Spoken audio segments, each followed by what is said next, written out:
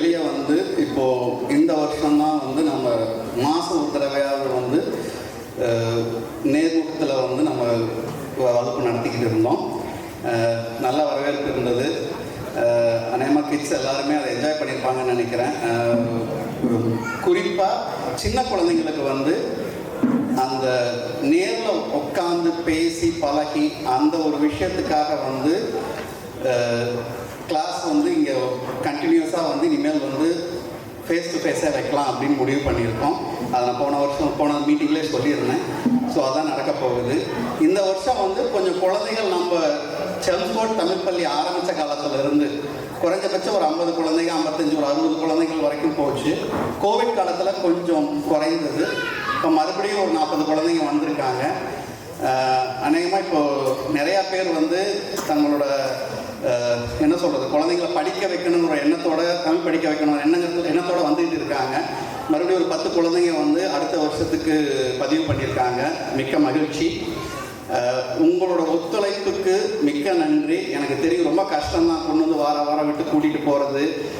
ஒரு தடவை வந்து இது எப்படி நடந்துட்டு இருந்ததுன்னா மித்த செயலோட இதுவும் ஒரு செயலாக நம்ம சேர்த்து செஞ்சுக்கிட்டு இருந்தோம். நமக்கு தெரியாது அது. ஓகே, ஞாயிற்றுக்கிழமை மதியமானவா இங்கே வருவோம், 2 மணி நேரம் இருப்போம், பேசுவோம், பழகுவோம், அந்த மாதிரி தான்.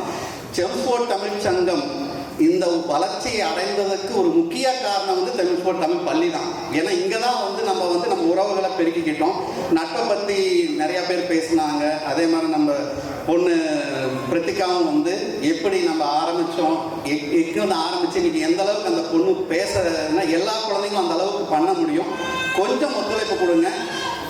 நம்ம தாய்மொழியை விட்டு கொடுத்துட வேண்டாம்.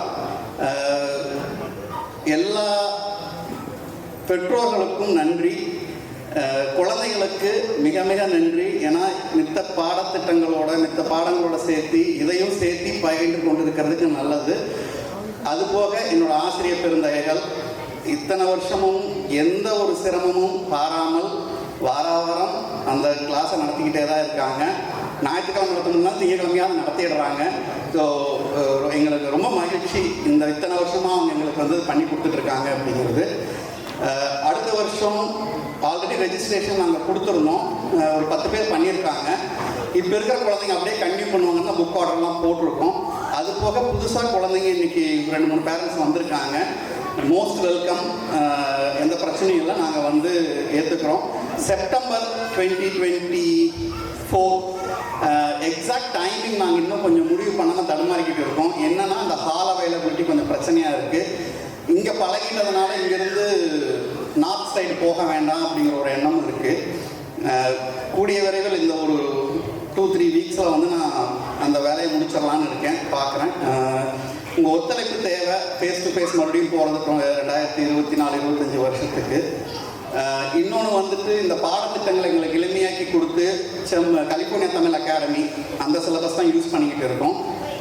அது இதுவரைக்கும் இந்த பயணத்துக்கு சரியாக இருந்தது. இப்போ வந்து குழந்தைங்க இன்னும் படிக்கணும்னு ஆசைப்படுறதுனால அடுத்த ஒரு வருடங்களில் GCSE லெவலுக்கு கொண்டு போகிறதுக்கு ஆசிரியர்களோட பேசிக்கிட்டு இருக்கோம்.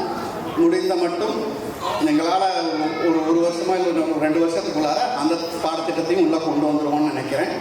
உங்கள் ஒத்துழைப்புக்கு மிக்க நன்றி.